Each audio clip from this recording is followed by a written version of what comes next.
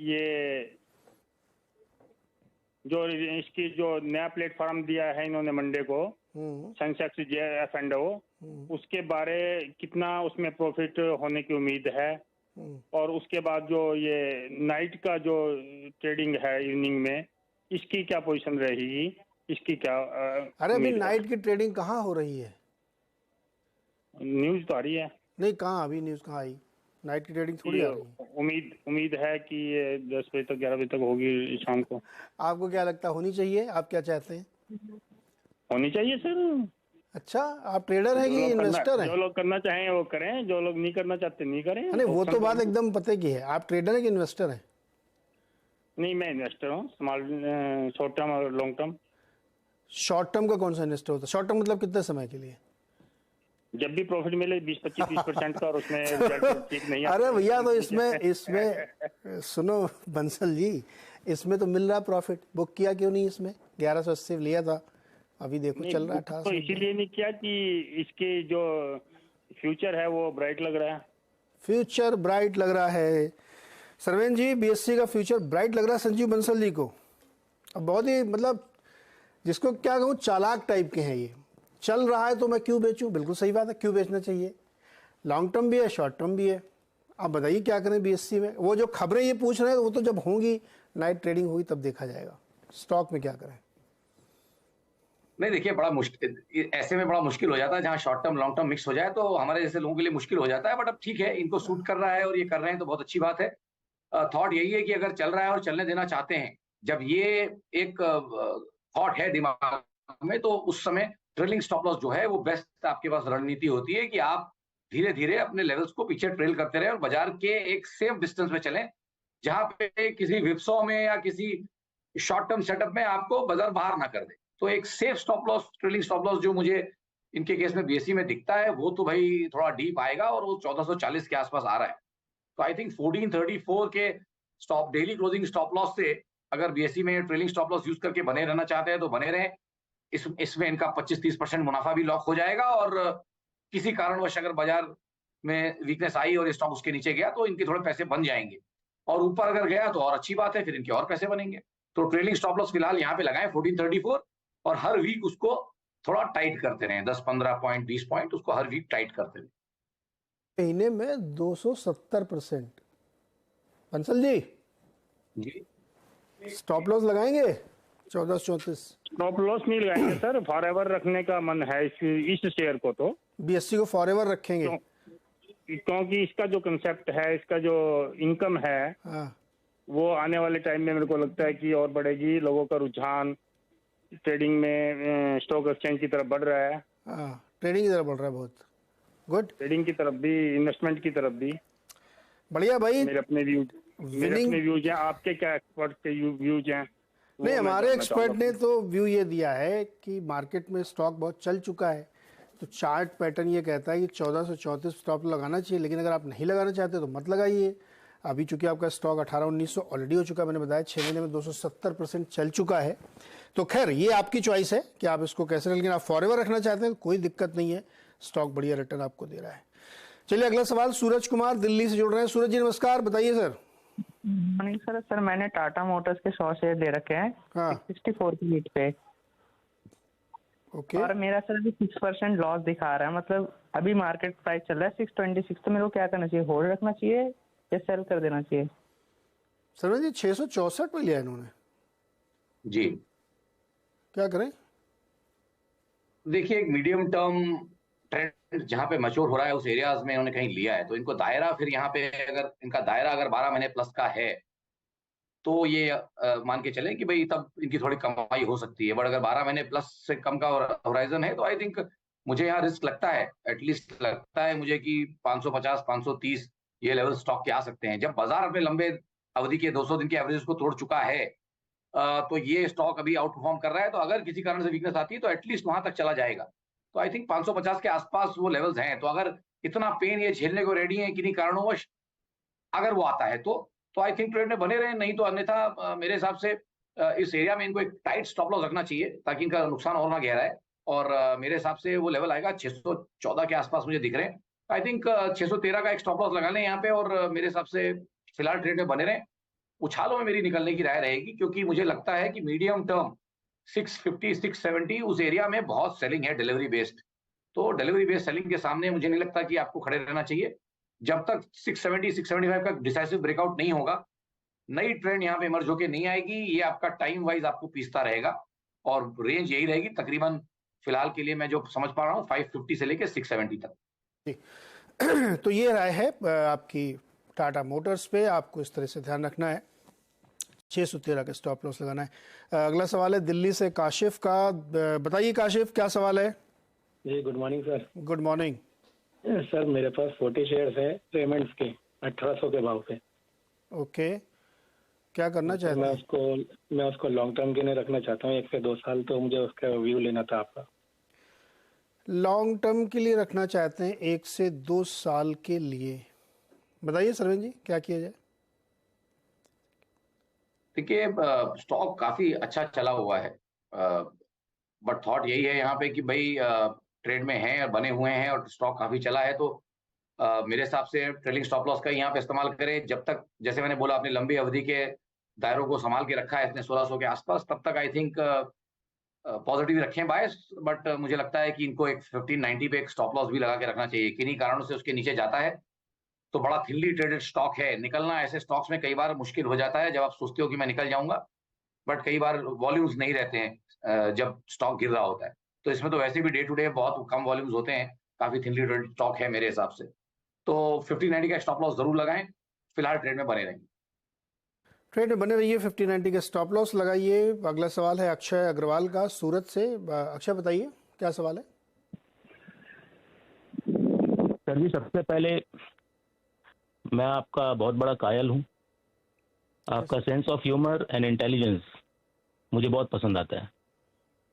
Sir जी, आपको आवाज आ रही है मेरी? जी जी जी, मैं सुन रहा हूँ अक्षय जी, धन्यवाद सर, बताइए। हाँ नीरज जी, मेरा सवाल है जी शिपिंग, मेरे पास 280 शेयर्स है 896। ओके। एंड अनुपम रसायन है 80 शेयर्स 1218 के रेट से। इन दोनों के बारे में मुझे गाइडेंस चाहिए लॉन्ग टर्म के हिसाब से। प्लस मेरा कॉल प्लीज डिसकनेक्ट मत कीजिएगा, मुझे 2 पॉइंट बतानी है बाद में। ओके, जी शिपिंग के शेयर पे क्या राय बनती है और अनुपम रसायन? सरवेन जी लॉन्ग टर्म के हैं अक्षय जी इन्वेस्टर, बताइए। जी देखिए, जहां तक जी शिपिंग की बात रही, यहाँ पे मुझे लगता है कि फिलहाल तो एक अच्छा रनअप इसने देखा हुआ है और थॉट यही है कि ये भी थिनली ट्रेडेड स्टॉक है। जैसे अभी बात कर रहे थे, आज के बाजार में जहाँ लिक्विडिटी इतनी ज्यादा है वहां पे ये स्टॉक मेरे हिसाब से थिनली ट्रेडेड है और कभी कभी अच्छे वॉल्यूम्स होते हैं, 2-4 लाख शेयर होते हैं, बट कई बार ड्राई हो जाता है काउंटर। तो ये हमेशा समझ के चलें कि ऐसे स्टॉक्स में अलर्ट रहना जरूरी है। फिलहाल ट्रेंड बायस ऊपर है इसमें, तो मेरे हिसाब से ट्रेड में बने रहें। एक ट्रेलिंग स्टॉप लॉस जरूर रखें इसमें, और मेरे हिसाब से वो लेवल्स तकरीबन आ रहे हैं 720 के आसपास, तो आई थिंक 718 के आसपास कहीं एक इसमें एक ट्रेलिंग स्टॉप लॉस रखें जी में, और मेरे हिसाब से ट्रेड में फिलहाल बने रहें, क्योंकि जिस तरह से इन्होंने बताया कि इनका दायरा जो है वो लंबी अवधि का है। ओके, लंबी अवधि का है तो बने रहिए, खाली बहुत ऊंच नीच हो तो वो स्टॉप लॉस एक कॉशन के लिए। और दूसरा स्टॉक है अनुपम रसायन। इसकी हिस्ट्री बहुत लंबी नहीं होगी, लेकिन फिर भी 2 साल 3 साल की तो होगी कम से कम। 1218 रुपए पे है, 80 शेयर। देखिए, ये स्टॉक तो फिलहाल एक करेक्शन कंसोलिडेशन जो आप बोलिए उसमें है, और एक multi quarter multi month correction चल रहा है, तो ऑलमोस्ट 9-12 महीने हो गए हैं यहाँ पे। थॉट यहाँ पे यही है कि फिलहाल तो एक उछाल का तो उम्मीद यहाँ पे बिल्कुल बनती है, और एक उछाल डेफिनेटली आएगा। अब वो इनके प्राइस तक पहुंचेगा कि नहीं 9 से 12 महीनों में, वो कहना थोड़ा मुश्किल है, बट आई थिंक 800 850 के आसपास अच्छे सपोर्ट्स हैं, तो एक अच्छा उछाल इसको 1050 तक लेके जा सकता है। फिलहाल जितना लिमिटेड डेटा में मेरा यही व्यू निकल के आ रहा है। ओके, तो अनुपम रसायन। अच्छा, केमिकल इंडस्ट्री की एक बात मैं बता दूं, अभी सारी केमिकल इंडस्ट्री में बॉटमिंग आउट हो रहा है प्राइसिंग के हिसाब से, उनके जो प्रोडक्ट प्राइसिंग है उसमें। दूसरा, रेट ऑफ इंटरेस्ट बहुत बड़ा है ग्लोबली, और आपको मालूम ज़्यादातर केमिकल वाली कंपनीज की एक्सपोर्ट आय होती है, तो वर्किंग कैपिटल की थोड़ी सी टाइटनेस है। जैसे ही ये रेट ऑफ इंटरेस्ट ईज होगा, वैसे इन कंपनियों को बहुत फ़ायदा होने वाला है। कब होगा मुझे नहीं पता, लेकिन केमिकल सारी कंपनियों की लगभग दिक्कत यही है कि एक्सपोर्ट आय है और वो थोड़ा सा टाइट चल रही है इस समय। अनुपम रसायन ने एक एक्विजिशन भी किया था, बहुत इंटरेस्टिंग एक्विजिशन था। तो खैर इस पर बने रहिए, लॉन्ग टर्म के लिए कोई दिक्कत नहीं यहाँ पे। अक्षय जी, आप कुछ बताना चाह रहे थे, बताइए। Yes, Neeraj sir, being a resident of India, being a teacher and an investor, मैं दो कंसर्न बहुत मेरे लिए इम्पोर्टेंट है। एक तो ये जो मिडिल क्लास जो सेक्टर को हम लोग बिलोंग करते हैं, मैं खुद मिडिल क्लास से हूँ, हम जानते हैं कि हम कैसे तैसे फंड को अरेंज करते हैं, इन्वेस्ट करते हैं कि कुछ इधर से अपने को रिटर्न आ जाए। और मैं एक टीचर हूँ, मैं बच्चों को पढ़ाता हूँ, तो अपने मिडिल क्लास जो हैं इनको बहुत मार झेलनी पड़ रही है सर। हर बात पे टैक्स है, हमारे लिए कोई रिलीफ नहीं है। तो मैं चाहता हूँ गवर्नमेंट कुछ करे, क्योंकि आपका नेशनल चैनल है। हम कैसे तैसे फंड का जुगाड़ करते हैं, अरेंज करते हैं, इनकम टैक्स दो, हर चीज पे जीएसटी दो, गुड्स सर्विस कुछ खरीदो जीएसटी दो, टोल टैक्स दो, मतलब हमारे लिए कोई रिलीफ ही नहीं है सर। एक lower section of the society के लिए, एक higher section of the society के लिए, मिडिल क्लास को बहुत मार झेलनी पड़ रही है सर। एंड सेकंड थिंग, हमारे देश का जो एजुकेशन सिस्टम है, बीइंग ए टीचर मैं बताना चाहता हूँ, यहाँ पे मल्टीपल ब्रीड्स ऑफ स्टूडेंट्स को जनरेट किया जा रहा है। CBSE board, ICSE board, state board, Gujarat board, international board. आप समझो ना कि एक ही बच्चा क्लास 10 का है, वो अलग अलग बोर्ड से पढ़ रहा है, अलग अलग उनकी पोटेंशियल है। और सेम सीबीएसई स्कूल जो होते हैं दो, वो भी करिकुलम अलग फॉलो करते हैं, उनके पब्लिकेशंस बुक्स अलग होते हैं। मतलब बहुत प्रॉब्लम होती है sir being a teacher. And बच्चों का अपने कंपेयर नहीं कर सकते हैं। दो बच्चे बोर्ड पास किए हैं, लेकिन उनका पोटेंशियल में बहुत डिफरेंस आ रहा है सर। तो अच्छा जी, सरकार को देखनी चाहिए। बिल्कुल, आपने जो पॉइंट रेस किए हैं, और ये चैनल चूंकि इस समय लाइव है तो करोड़ों लोग सुन रहे होंगे, और आई होप कि गवर्नमेंट के लोग भी देखते हैं, वो भी सुन रहे होंगे, और दोनों पॉइंट आपके बहुत वैलिड है। थोड़ा टैक्स स्लैब को थोड़ा इंक्रीज करना चाहिए सर। हमें बहुत झेलनी पड़ रही है। टैक्स स्लैब को डिक्रीज करना चाहिए, इंक्रीज नहीं। हाँ, घटाना चाहिए, घटाना चाहिए सर। हाँ, ठीक है। तो अच्छा जी, इस दोनों पॉइंट आपके बहुत वैलिड है, और आवाज़ अड्डा जो हमारा शो, उस पर हम इन सब चीज़ों पर कई बार रेज भी करते हैं, और ये बात से मैं आपकी सहमत हूँ कि मिडिल क्लास के ऊपर महंगाई की मार है, हाई टैक्स की मार है। अब चूंकि ऐसा सिस्टम बना हुआ है कि उसमें हम झेलना, और ये वॉइस मैंने लगातार रेस की है, बजट के दौरान भी जो हम शो करते हैं उसमें भी हम रेस करते हैं। और जो दूसरा पॉइंट आपका है, उससे मैं 1000 पॉइंट सहमत हूँ कि जो अलग अलग तरह तरह के बोर्ड चलते हैं ना, इससे बहुत डिस्क्रिमिनेशन होता है। इसका सबसे अच्छा एग्जाम्पल है कि दिल्ली विश्वविद्यालय के आप किसी कॉलेज में एडमिशन लेने जाइए, तब आपको समझ में आता है कि मार्किंग की वजह से आपको कई बार एडमिशन नहीं मिलता, भले ही आप कितने ब्रिलियंट हो। तो ये भी आपका बहुत वैलिड पॉइंट है। आई होप कि हम लोगों की जो छोटी सी चर्चा हुई है, इसको ज़रूर सुन रहे होंगे, इस पर आगे कुछ काम होगा, और मुझे लगता है ये गवर्नमेंट डेफिनेटली इस दिशा में कुछ करेगी। अच्छा जी, बहुत शुक्रिया ये पॉइंट रेस करने के लिए, अपनी बात रखने के लिए। चलिए अगला सवाल एक और ले लेते हैं फटाफट। राहुल जी हमारे साथ जुड़ रहे हैं दिल्ली से। राहुल जी नमस्कार, सवाल बताइए सर। नमस्कार नीरज जी। जी मेरे पास एजीएस ट्रांजेक्ट के 585 शेयर हैं 97 के भाव पे। तभी इसमें क्या करना चाहिए? और साथ ही टेक महिंद्रा के 40 शेयर हैं 1485 के भाव पे। ओके, ये एजीएस तो अभी हाल फिलहाल की लिस्टिंग वाला है ना? हाँ सर, ये पिछले 22 में लिस्टिंग हुई थी। 22 में। चलिए पहले टेक महिंद्रा लेते हैं। सरवेन जी, टेक महिंद्रा 1485 पे लिया है, अभी चल रहा है कितना टेक महिंद्रा का भाव?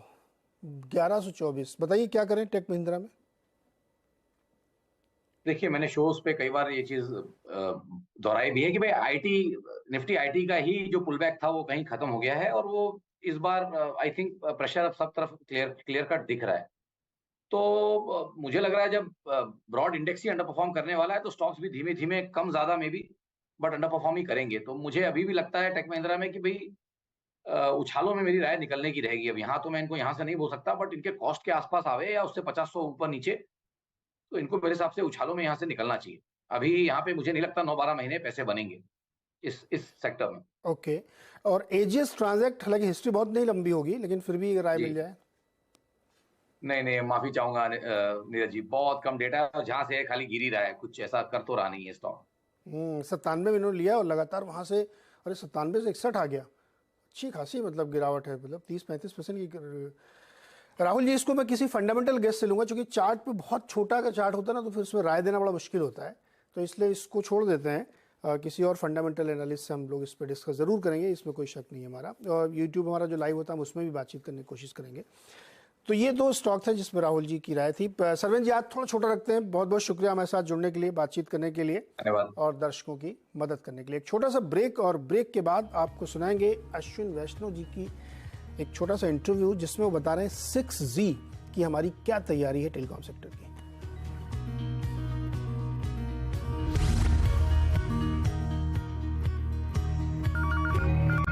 6G को लेकर भारत दुनिया में आगे निकलने की दौड़ पे निकल पड़ा है। हमारे